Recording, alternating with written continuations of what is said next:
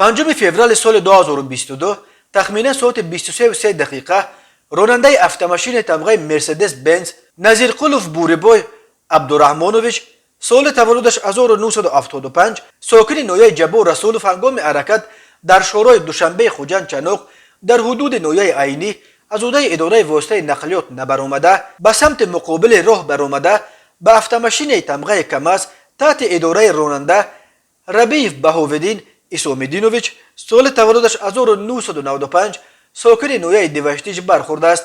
در نتیجه راننده автомашین تمغه مرسدس بنز نظیر قلوف جراحت جسمانی برداشته در بیمارخانه به هلاکت رسیده است. اوید به این حالت تحقیقات ادامه دارد.